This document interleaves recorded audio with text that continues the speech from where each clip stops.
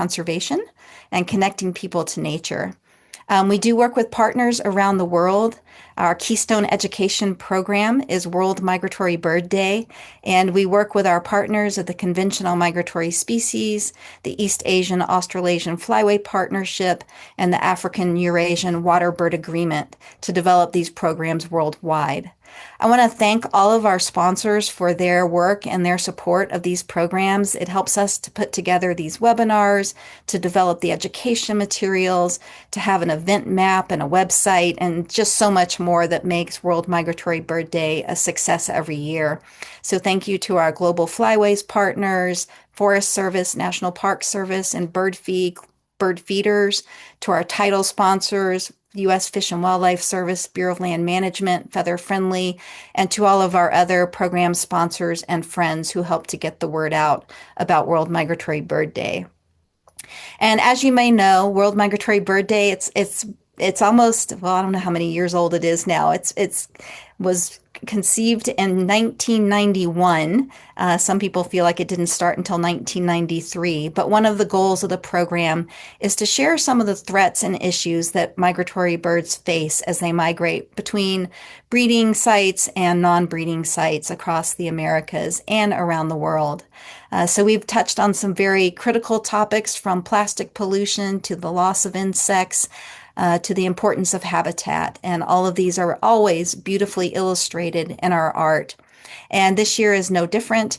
Our 2026 World Migratory Bird Day theme is Every Bird Counts, Your Observations Matter.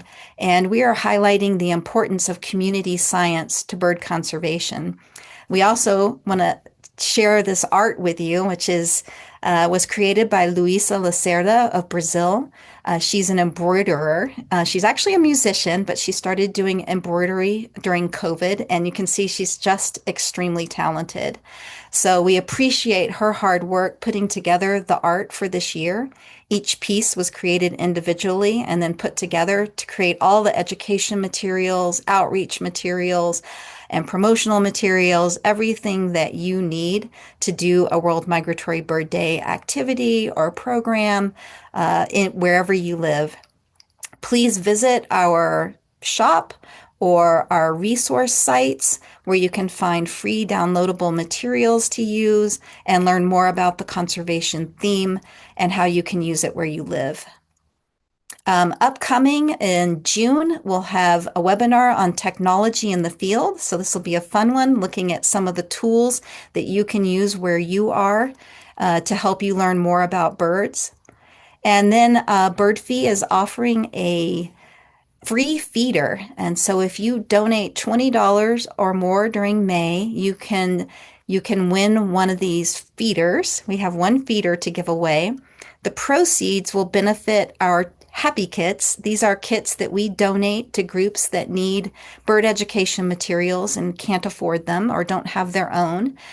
We distribute over $45,000 worth of materials each year, and your donation is a huge help. So one of these free feeders is a great value. They cost over $200 because they have a camera in them. So you can connect it to your phone, and you can actually identify the birds using this bird feeder connected to your phone. So please sign up, donate, and know that your dollars go to an important cause. So again, what's next is that we'll have the technology and community science in June, and hope that you sign up for that one. But today we have an excellent group. Oops, Greg, I forgot to change yours. Rebecca Saffron, Jacob Swanson, and Greg will be joining us to talk about community science and how to accomplish that where you live. And before I move forward, for so many people who have come into the room, I want to do this in Spanish again to make sure everyone's in the correct place. So, bienvenidos a todos. Gracias por su paciencia con mi español.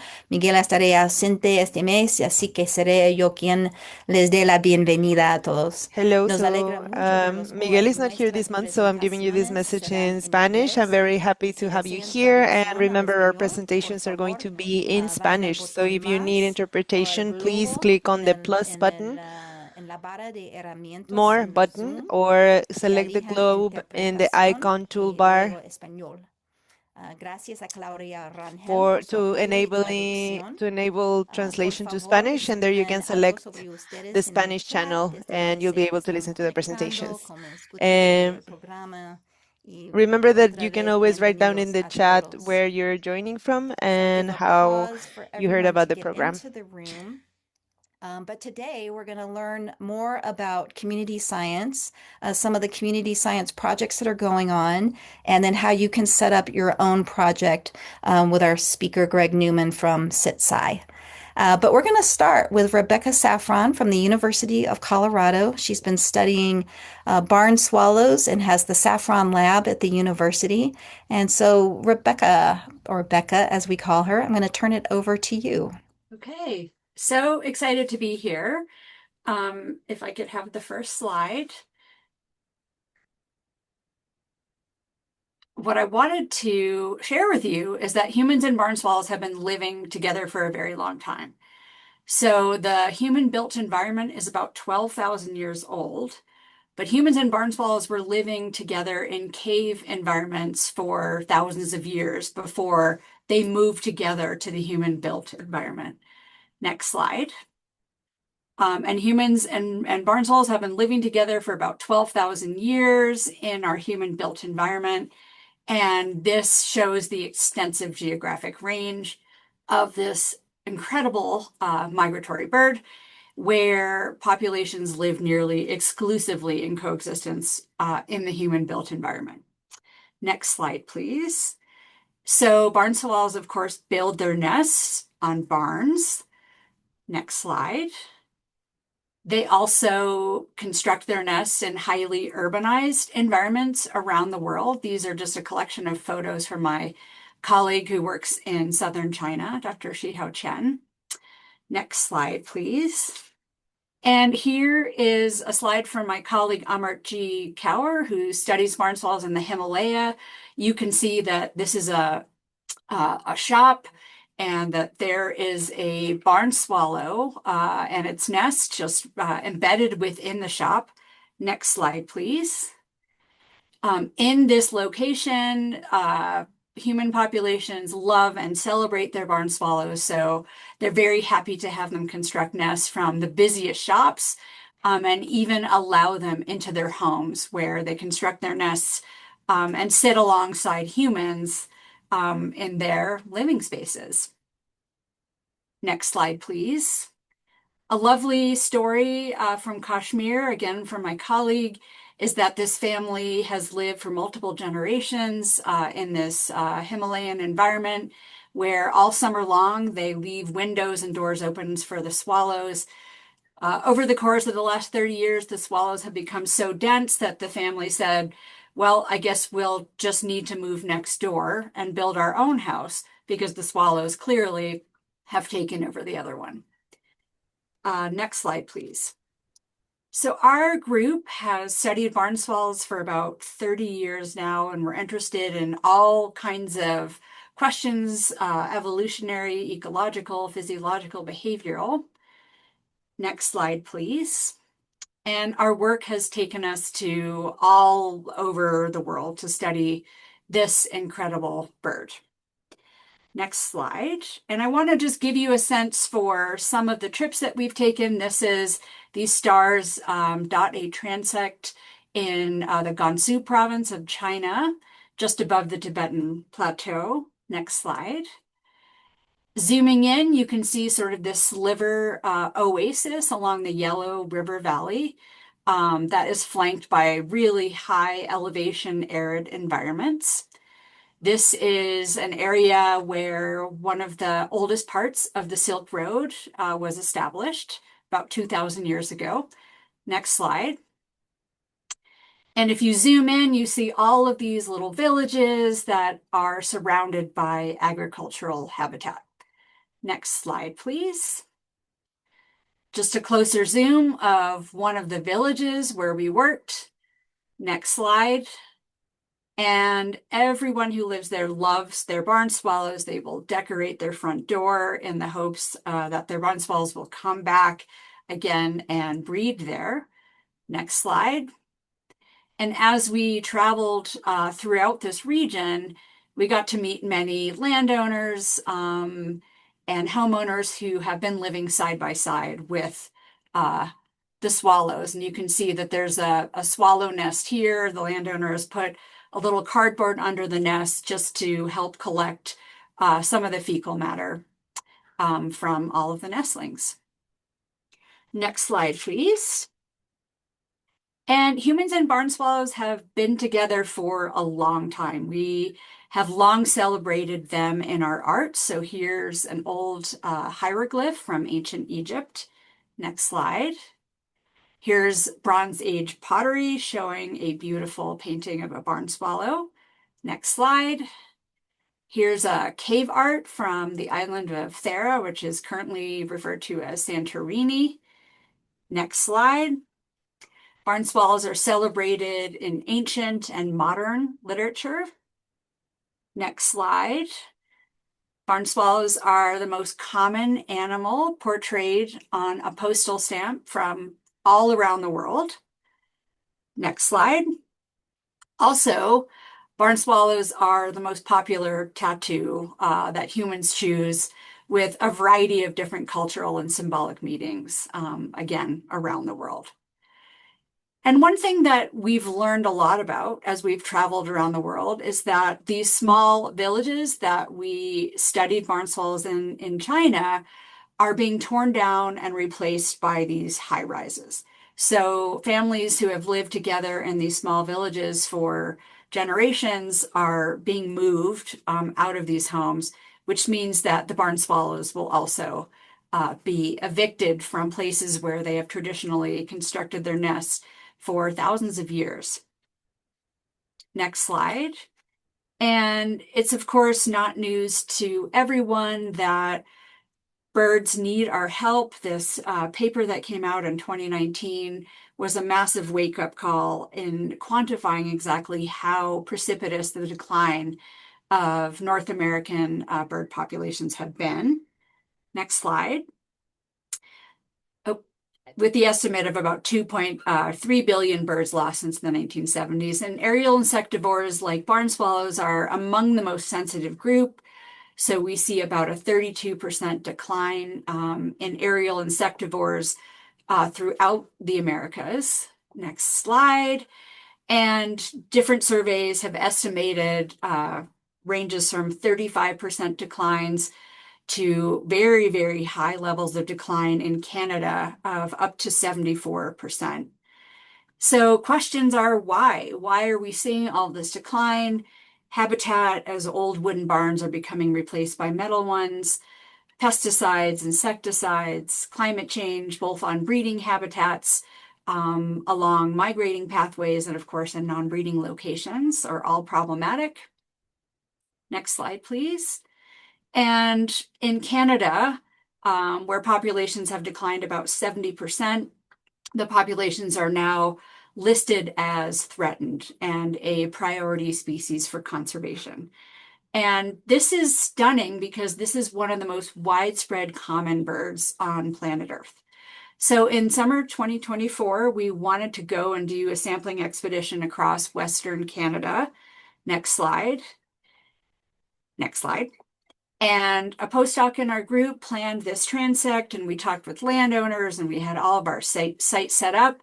And we had estimated that we would sample about 350 swallows across this migratory divide transect through the Canadian Rockies. Next slide. We searched high and low throughout all of these locations and only were able to sample about 60 birds. There were very, very few birds. And instead, we spent most of our time talking to landowners who were describing the precipitous decline of swallows in their barns and on their property. Next slide. So again, we are changing a lot of our built environment that was once so welcoming to barn swallows. They love these old wooden barns. They're very well insulated. There's a lot of great places to build nests. The newer metal barns are typically closed up. If barn swallows can get in there, they're not very well insulated and they have problems of overheating. Next slide. And so our work has rapidly moved more into conservation efforts, where we're working with various partners to consider how we might help mediate this decline. And I'm happy to share more information and links. My email is here. One of the things that we want to encourage is leaving up old nests, adding artificial nests or ledges to encourage nesting, keeping windows and doors open to allow the birds to come in and nest, combating misinformation about the disease risks associated with barn swallows, reminding everyone that there are federal protections for these birds and their nests. These nests are not to be removed. And of course, sharing the incredible benefits of this long-term barn swallow human relationship. Next slide. So I'm very inspired by partnering with this incredible human, Mara Silver, who's in Massachusetts. She's a ceramicist as well as a conservation biologist, and she has been building hundreds and hundreds of these clay nests. Next slide. And this summer, oops, I guess that was my last slide. This summer, we are working with landowners across Boulder County, as well as in Fort Collins, and working with a local ceramicist to hang up these nests in hopes of helping these birds along. Thank you. Thank you so much, Becca. That was excellent. And for everyone who's been joining as we come in, uh, today we're focusing on community science using barn swallow as our feature species, but know that you can take this information and apply it to any species you want. And with that, we will turn it over to Jacob Swanson of Journey North. Jacob runs the Journey North Community Science Program. And if you're not familiar with this app, uh, please take a moment to look at Journey North and to learn more about it. But Jacob will also share his information. So, Jacob, I'm going to bring you on next to present Journey North. Thank you. It'll be tough to follow what the information that Becca had to offer us, but the link is shared there to Journey North. So Journey North is a program of the Monarch Joint Venture, which is a monarch and pollinator conservation organization based out of Minnesota. But I am not based out of Minnesota. I am based out of Madison, Wisconsin. So excited to see at least a couple people of everyone in here from sort of my area. You can see the map dots there on the top of the screen indicate hummingbird sightings. That's a hummingbird map, but Journey North tracks monarch butterflies, hummingbird species, orioles, barn swallows, and a few of your other favorite signs of spring, different birds that people love to see across North America. Next slide. So we get over 35,000 yearly reports from people as they see monarch butterflies, as they see hummingbirds, as they see barn swallows. With a real heavy focus on people's first observations. And one of the great things about Journey North is that it has been around since the 1990s. It's over 30 years old, with a history of tracking all these species, long-term data sets. It just came to the Monarch Joint Venture last year. It was previously funded for quite a long time by the Annenberg Lerner Foundation and then by the University of Wisconsin-Madison Arboretum, and then migrated over to a new home with the Monarch Joint Venture, which does focus on monarch butterflies, which is a big reason for why that was a good fit, but also does track a lot of these other species that kind of give us a connection to the seasons, phenology, and that kind of thing. So since 1996, we've gotten over 750,000 individual submissions across North America for the most part. Sometimes we do get things elsewhere, and there's no reason that people can't participate outside North America, but really large focus on the migration that does happen within North America. The map on the left you see there is of barn swallow sightings over the last, I think it's 7 years, 6 or 7 years. Darker dots being more recent sightings. So you can kind of get a sense for where most of our participants are. As you can see, that number there, barn swallow is not the largest number of reports that we get. Monarch butterflies are really the cornerstone of the project, and hummingbirds are really the two cornerstones of this project. But barn swallows and common loons and orioles, also important data sets. I mean, you got thousands and thousands of reports every single year. So of those signs of spring. So the more people that do participate in that, the more useful it will be for researchers, the more interesting the maps will be for enthusiasts. And anyone can check these maps at any time. If you go to journeynorth.org and click on Explore Maps, you can view all the sightings for all these different species. And from there, any researchers can download all this data and use it for any research purposes. I know every year there are studies that come out referencing Journey North data. So it's really exciting for me to see that these sightings making a difference for us to kind of collectively learn about migration. And yeah. So I think it's really interesting so we just got done hearing from Becca, who is a much smarter person than I am. I am not a scientist by training. I, like you, am a community scientist. I have a communications degree. I focus on outreach and getting more people involved. So that's my connection to the program. So I really love to see how Journey North and other community science programs can really get more people involved, get people learning about the world around them. So I wanted to just include a few things here for you to take a look at. And I think this is really interesting just on a personal level. I included Wisconsin, so couldn't include maps for all 50 states and all the Canadian provinces. So I focused on where I'm at. So for the 3 or 4 of you that are from Wisconsin, it's your lucky day.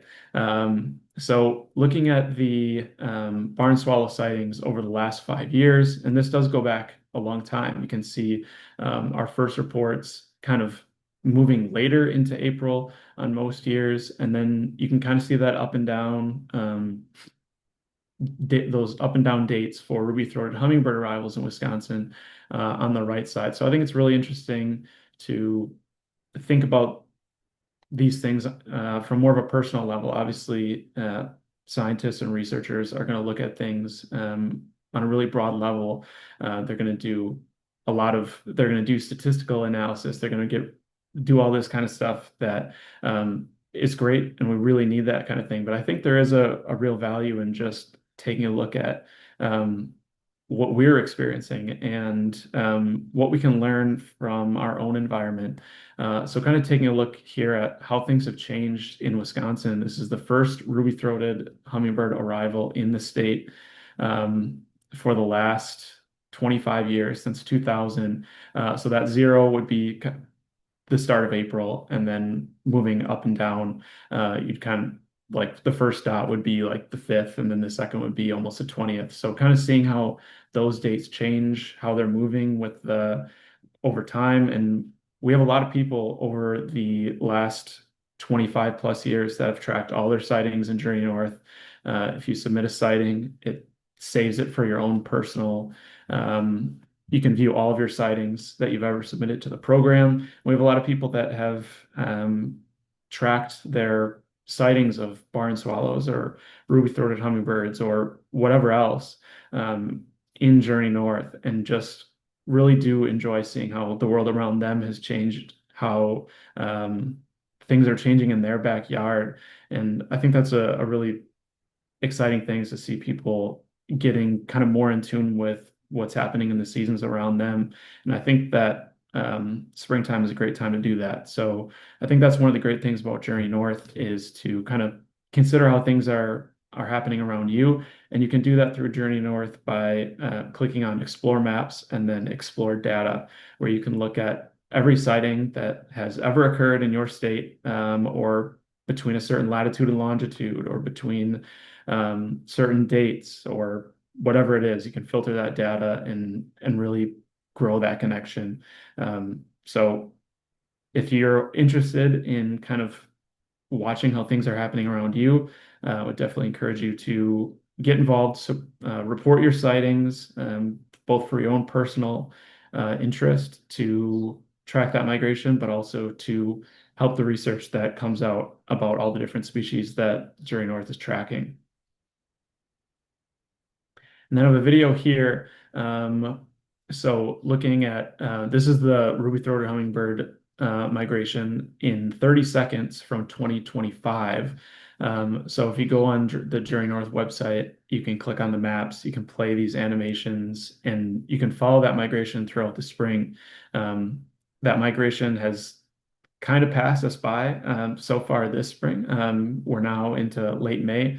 But I think it's a really fun tool to watch how things are happening in your area, to kind of watch that wave of hummingbirds or monarch butterflies or barn swallows or whatever you're excited about. I know Baltimore Orioles is another one that I get really excited about because Orioles are late migrants.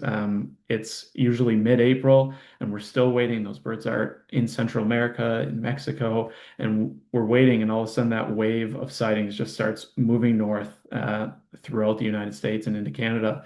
And I think those are great ways to connect with what's happening around you, and that's what I love about community science. So I would love to see more people start participating in Journey North. The more people, the better. And if you have any questions, feel free to reach out to me. I should have included my email here, but I'll put it in the chat if anybody has any questions. And yeah, thanks to Environment for the Americas for having me here to talk about Journey North. And I love talking about community science and how people can get involved. So looking forward to connecting with some of you in the future. Thank you so much. We appreciate that, Jacob. And next, we are going to turn it over. So we're taking you through a process here. One is just the general information about a species. Second is introducing you to one of the, apps that you can use to track birds, and there are many others out there. And then finally, to Greg Newman with SitSci. And Dr. Newman is a co-founder and director of SitSci, which is a participatory community science platform. And he's also a research scientist in the Natural Resource Ecology Laboratory at Colorado State University. SitSci is a tool that anyone can use to develop their own community science project. So with that, Greg, I'd like to turn it over to you to describe your program and your work and how people can use it where they live. Yeah, thank you. Thank you so much. And I echo Jacob's gratitude, much gratitude to the Environment for the Americas for, inviting us to participate and to all of you for joining us. Gracias por acompañarnos hoy. I'm not a Spanish native speaker, but thank you for joining, and we're grateful for all of you to join. I'm going to, next slide, start with a question about how do we do meaningful, ethical, long-term community science when we're strapped with very little resources. Maybe we work at a nature center, maybe we work at a nonprofit organization, and our teams and our resources are small and limited, right? And so with that, I'm going to leave you with that question and start to unfold how we might tackle that challenge. So next slide. So why does this matter? We've kind of heard from the barn swallow presentation. Thank you, Becca, about the declines we're facing, that the environmental challenges we're trying to face and tackle and adapt to. And so obviously bird conservation requires global connected monitoring. It also requires local monitoring. And your monitoring of your barn swallows in your backyard are very important, and hence the value of community science and crowdsourced work. But data gaps are plenty, and there's a growing need for community-driven observations, longer-term data sets such as those like Journey North and cross-border collaboration and trust. And we're in an age where trust in science is a little bit tricky, and we need to really elevate the quality and the trust of this information so that we can start to inform evidence-based decisions. And so we need people-powered data at scale. Next slide. But this might sound easy, but the reality is it's very difficult to launch, co-create, and run an effective community science program. Why is it difficult? It requires people, the people like Jacob, like Becca, like Bird Conservancy of the Rockies, like Audubon. It requires people power to organize effective scientific efforts. And of course, we face limited funding and technical capacity and fragmented tools. And then those data privacy issues. We're in the age of cybersecurity, and personal privacy is very important.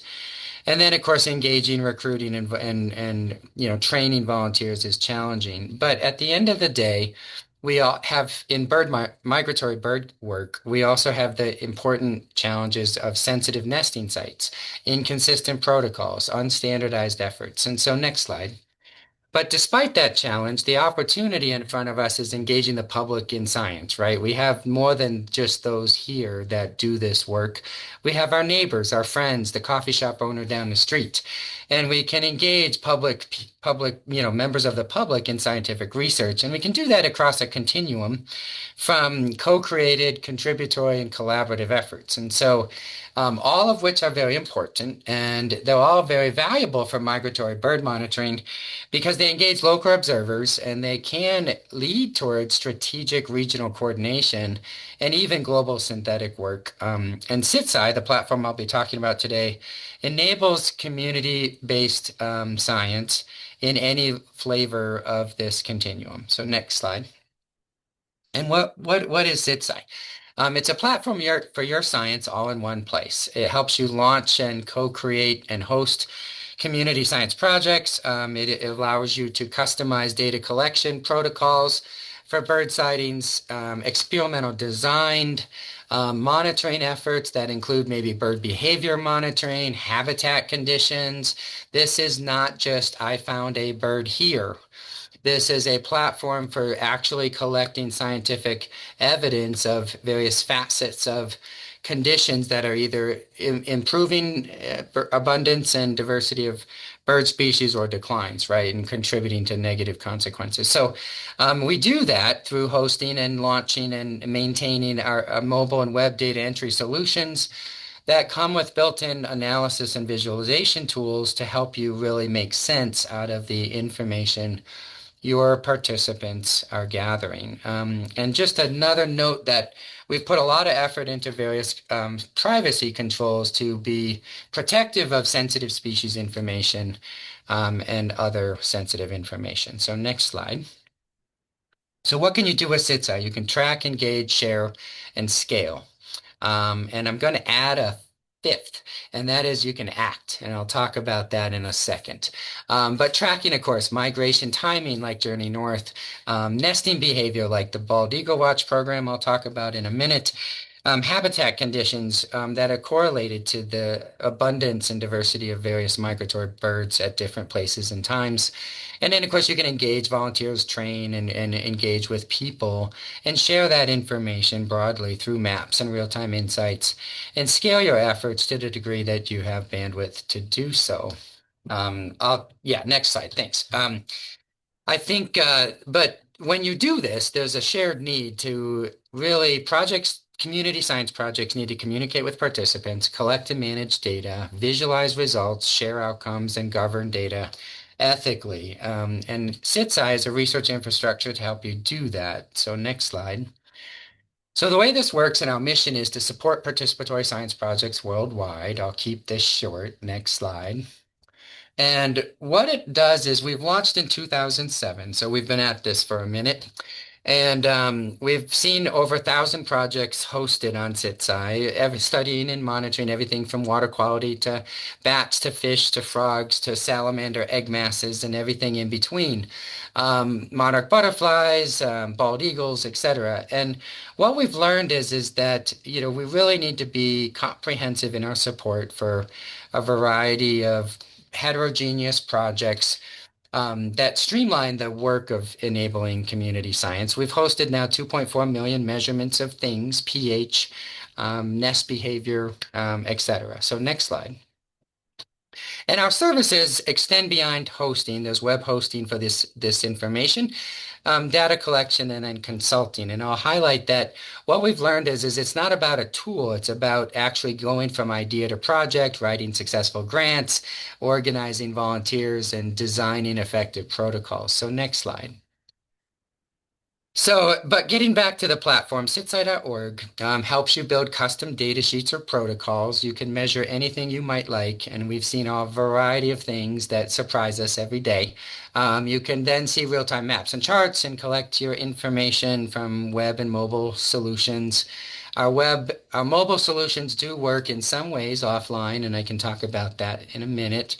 And then communicate with participants and export information and integrate with other platforms. So next slide. And let's look at SITSI in action. I think that's the best way to look at stuff. So this is the Bald Eagle Watch project. It was launched by the Bird Conservancy of the Rockies in 1988. So they've been at this for a little bit here. And this is in our backyard. And this program, next slide, engages volunteers to monitor 160 various different aspects of bald eagle nest success metrics. And it's a very extensive training over a weekend. But once trained, volunteers go out on a daily basis. This May 20th observation just came in yesterday on the upper left. And they cover the state. So this is the power of scale. We've got volunteers looking at nest success data throughout the state. We've learned that since 1988, we've went from 9 nesting pairs of bald eagles to over 250, which is an amazing success story. So next slide. And another example that kind of went on a global scale is the Gulls Eating Stuff project, which is just hysterically named and gained a lot of attention on a BBC article. So next slide. And they engage and want to know the diets of seagulls. And so you'll see the various gulls being monitored, but they collect very detailed dietary data to help scientists understand the very eclectic diets of seagulls. So next slide. So today I want to focus on how to create your own. This is a very do-it-yourself DIY platform, and it allows you to kind of build your own projects and contribute to meaningful understandings of changes over time and over space. But first, don't forget about the science. What is your question? The begin with the end in mind is very important when you're building a project on SITSI or any other community science platform. What does success look like?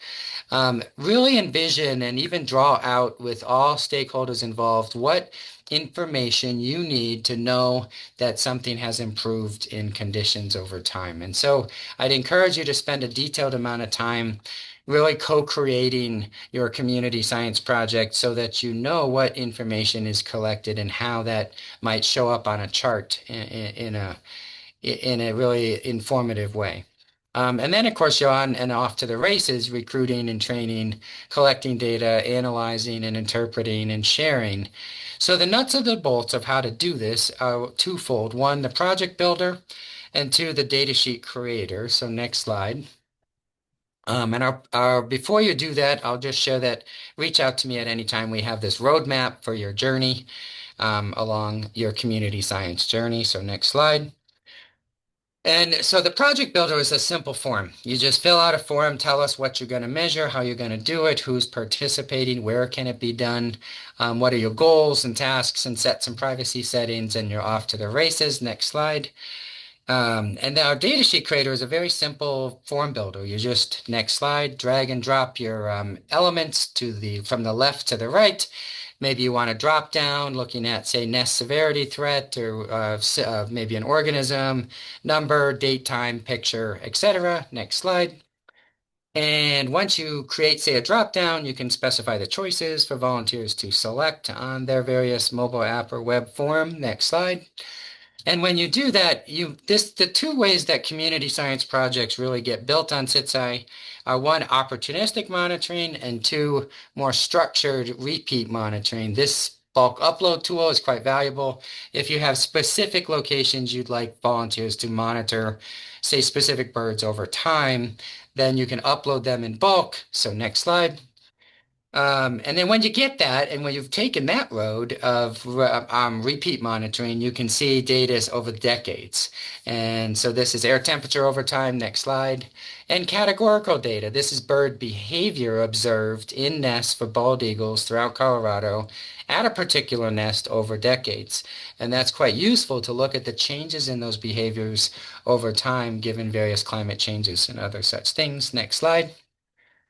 And then finally, we wrap this all up and automate the generation of numerical mean, min, max, standard deviation results and categorical percent in each category results for your information. Example, the nest status condition at the bottom, you can hover over those and find out what percentage of nests that are observed by volunteers are destroyed or occupied but failed, etc. Next slide.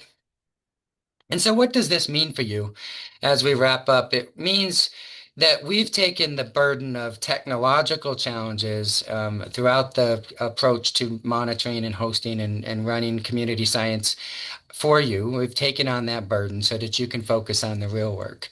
And that means real-time summaries, automated reports, cross-platform data entry, scalable cyber infrastructure, and community engagement tools. So next slide. So I encourage you to wrap up in 10 minutes to get started. Do step zero. Look for existing programs like Journey North, like Monarch Watch. And then if you're missing, there's a gap, go forward and conquer and create your own project today. That QR code will take you to a how-to tutorial on our blog. So much gratitude. Happy to take questions, and thank you so much. Thank you so much. That was excellent. We really appreciate that. I am going to spotlight all of our speakers today. So, Jacob, if you could turn your video on. If you have any questions, please put them in the chat box. I've been trying to follow the chat box, and I really appreciate all the comments that have come in and all your passion and enthusiasm for birds and their conservation. So, Jacob, you do have your camera on. Let me get you up here. All right. So early on, I saw a question that I'll direct to Becca. And Becca, someone was asking about barn swallows and are they just starving? It's such a good question. So one of the things that has really surprised us, and we've learned this by tracking their daily movements, is how far a barn swallow will move to feed. We automatically thought they would just search high and low, especially when they had nestlings. The answer is that when they're laying eggs, when they're looking for mates, when they're incubating eggs, when they're feeding young, they actually stay so close to that central nest location. So you have this automatic problem of a very ephemeral food resource, right? Insects hatching, is fairly unpredictable across space. And you have an animal that needs to eat about 1,000 insects a day to maintain their livelihood. And they're not traveling that far. One of the things that we've been beginning to notice, and this was a survey that a grad student in our lab did last night, is that when people are spraying pesticides and insecticides, we're not seeing barn swallows around at all. So yeah, no food, no swallows. But I will often say I believe that the massive decline is sort of complicated, right? So hotter and drier climates also mean fewer insects, insecticides, pesticides, of course, also. It's a death by a million cuts. It's habitat loss, it's habitat change, it's pesticides, it's temperature. Um, yeah, and unfortunately, you can't put up bird feeders to feed barn swallows because they really do require live flying insects. Thank you, Becca. Yeah, we are worried about so many bird species these days. I'm going to ask the next question of Jacob. Jacob, it's kind of typical that you see so many more observations in the east than in the west. Of course, for a ruby-throated hummingbird, that's a species that's found in the east, but barn swallow is found in the west as well. Why is there such a discrepancy between the amount of participation in the east versus west? Yeah, this is something that I'm thinking about all the time, trying to get more people to participate across the West. I mean, for monarch butterflies, it's way more common in the East, and that's another species. There are, if you follow monarch butterflies, far fewer in the West than there are in the East. Ruby-throated hummingbird, like you said, is a common Eastern species, and those two species kind of being the cornerstone of Jury North, I think has an impact. And Baltimore Orioles is the third most popular species. And so if you kind of take those three, and people are reporting them across the East, and they happen to see other categories like barn swallows or bald eagles or whatever it is, then they're more likely to report those sightings as well, meaning that more people will report sightings in the East just because they're there for those other species and they happen to see barn swallows or whatever else. So I think that's part of it. Another reason the West kind of looks bare sometimes is parts of the West are bare. I lived in Utah for about a year, and just driving around that state, I mean, I'm not scientists, like I said, but I think there is a bias towards cities too, in community citizen science. So if there are no, there could be a million barn swallows in one spot, but if there's nobody there to report it to Journey North or eBird or wherever else, then it is really difficult to kind of fill in those gaps. And that's something that we see all the time in community sciences.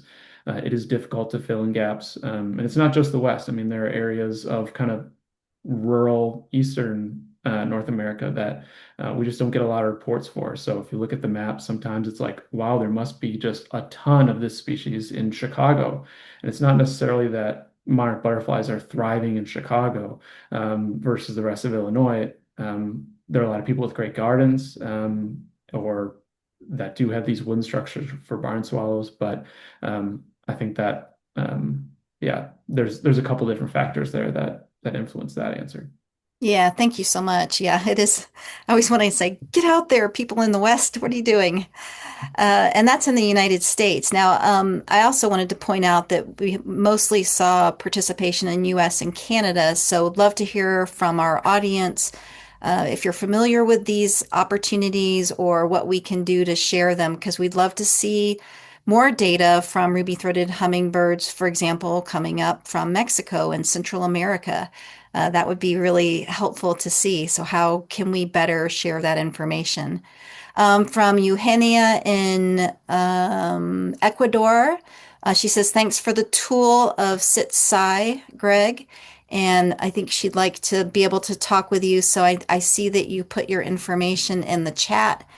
And then there was the question about SitSci participation. If you don't want to create your own project, how do you find another project that you could participate in?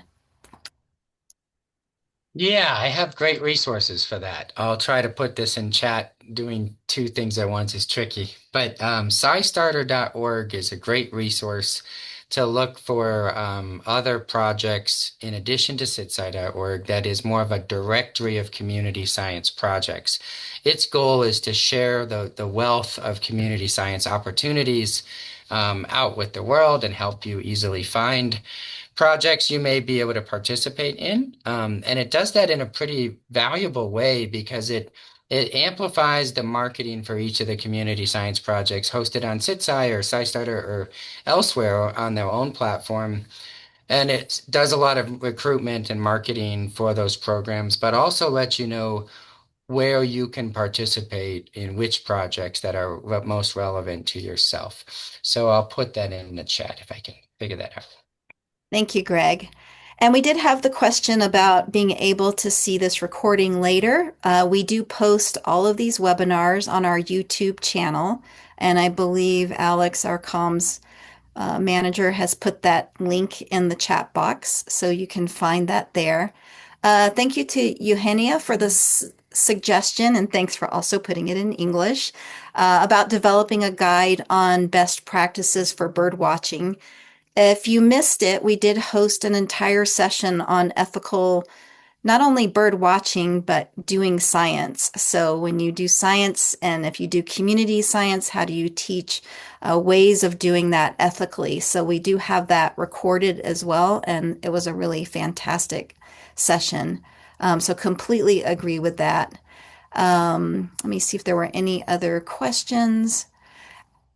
I don't think I see any other questions in the box. If I missed it, you might want to put it in there again because I might have passed it. Marco has the generation of a project in SITSI. Oh, so he's asking, is SITSI only available for the US or can you create your project in Latin America? Yeah, great question. We've had tons of projects in Latin America, mostly water quality, but it is a global platform with the limit and caveat that we're trying to change, that the actual infrastructure is in English. We've had projects in Vietnam, we've had projects in Costa Rica, East Africa, um, globally. And people create questions in their own native languages, and that works out just fine, with the caveat that the navigation itself is still limited to be English at this time.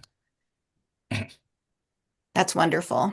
Yeah. So is there any opportunity to offer translation on apps on programs like Journey North and SitSci?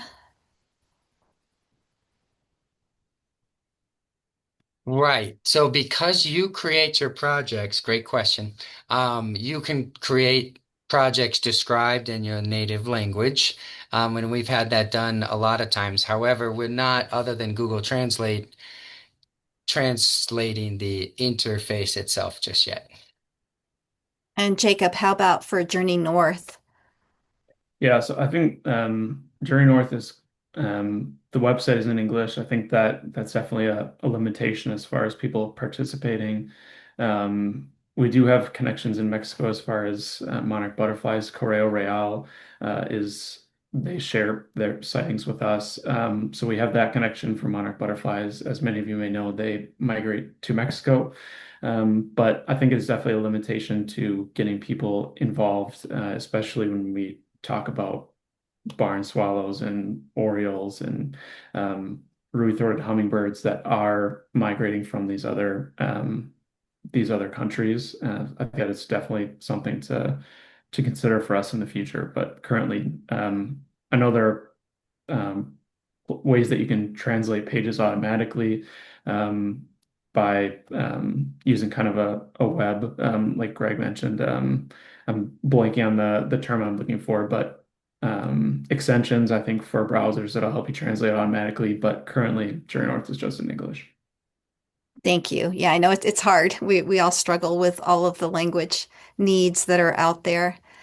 So I want to thank everyone for joining us today. This was fantastic. Love learning about all, the whole process from your interest in a species or in what's happening to it to how you can gather information.